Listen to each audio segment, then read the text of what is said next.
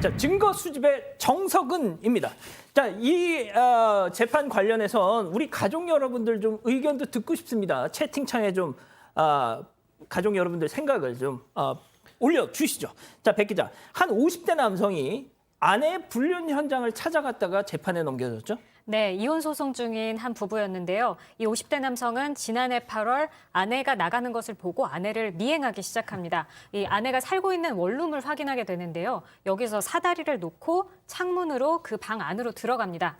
여기서 아내와 다른 남자가 속옷만 입은 채 함께 있는 모습을 목격하고 격분하게 됩니다. 두 사람을 폭행해 전치 2주의 상해를 입히고 휴대전화로 촬영까지 합니다.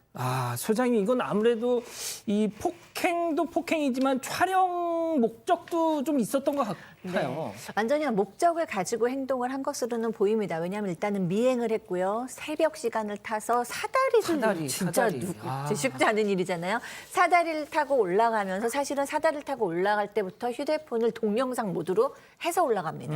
그렇기 때문에 어느 정도는 다 예상을 하고 작정을 하고 아주 간 게 아닌가라는 생각이 드네요. 자, 박 변호사님. 네.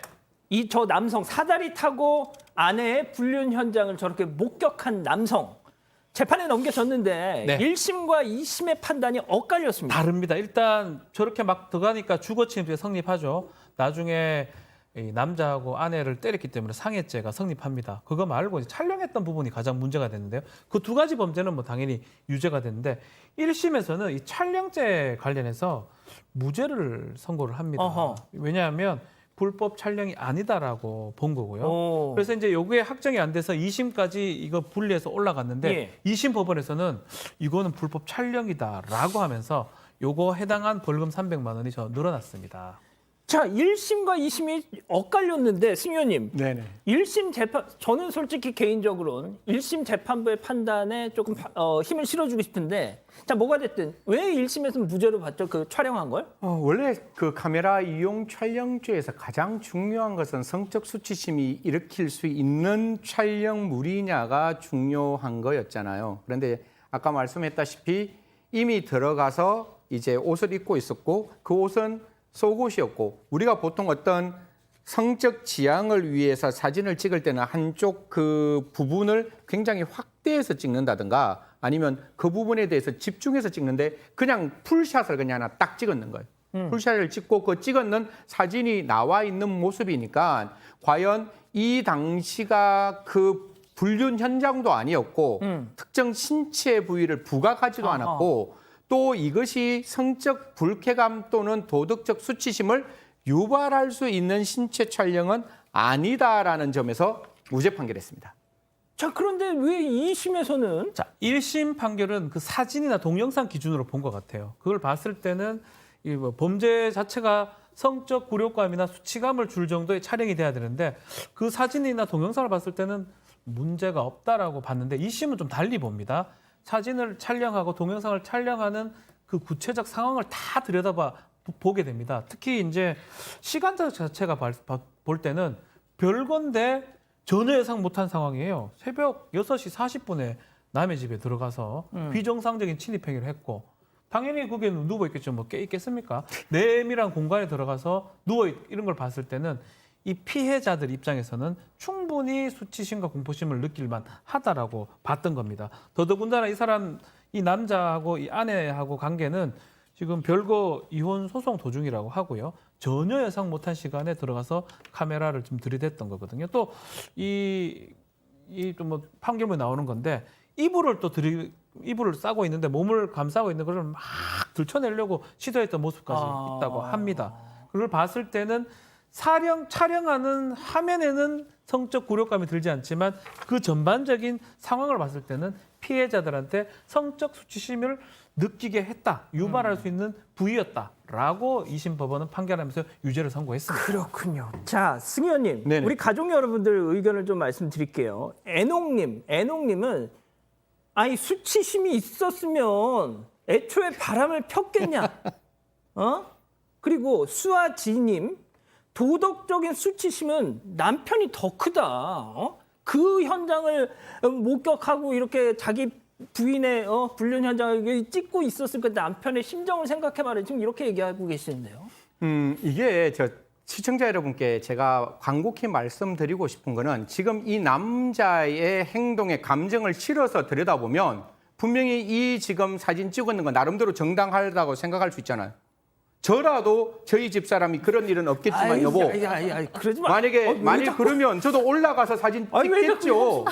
사모님 그 예를 예. 그러니까 뭐 다른 사람 못 드니까. 그래서 그 감정은 똑같을 거예요. 그런데 이게 전혀 다른 상황이라고 보세요.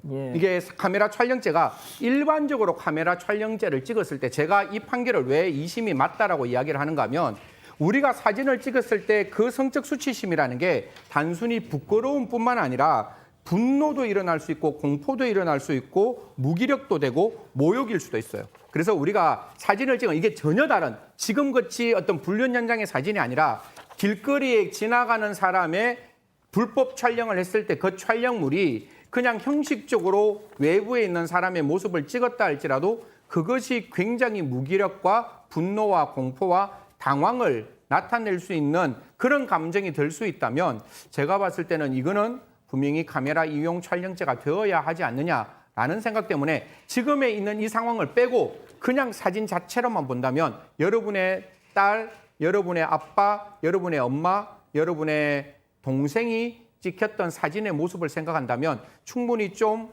불법 촬영의 대상을 넓게 보는 것도 필요하지 않을까라는 생각합니다.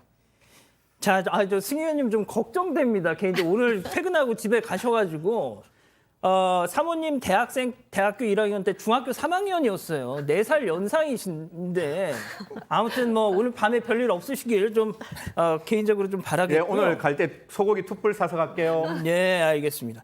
자, 그런데 지금 우리 가족 여러분들이 그 말씀을 하십니다. 이 상간녀 위자료 청구 이런 소송 저희가 소개해드린 적이 있었는데 이럴 때 불륜 증거 확보가 무엇보다 중요하다 이런 말씀 저희가 백성문 변호사님이 많이 하셨었거든요. 아니 바람핀 증거를 확보하라고 해서 내가 찍었는데 그게 또 수치심이라고 그게 유죄면은 도대체 어쩌란 거냐? 간통죄는 지금 이제 형법적으로 인정되지 않고 있습니다. 헌법 불합치가 됐었죠.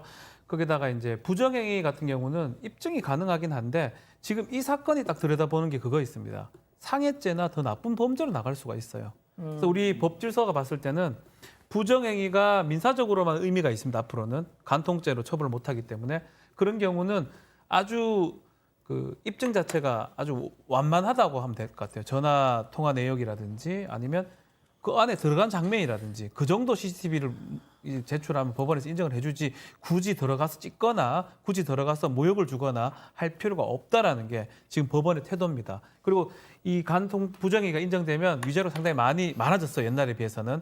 그래서 굳이 이렇게 하다 보면 본인이 오히려 다른 범죄가 될 수 있으니까 뭐 녹음을 하거나 아니면 뭐 위치 추적장에서 알면 그것도 다 범죄가 됩니다. 아이고. 그래서 그렇게 하지 말고 그냥 적법하게 증거를 획득하는 게 바람직하다. 적법하게 어떻게? 법원을 통해서 하는 거예요. 법원을 통해서? 예컨대 뭐 통화 기록 내역을 좀 제출하라고 요청한다든지 그러면 새벽에 제가 백민경 기자랑 통화를 계속 한다.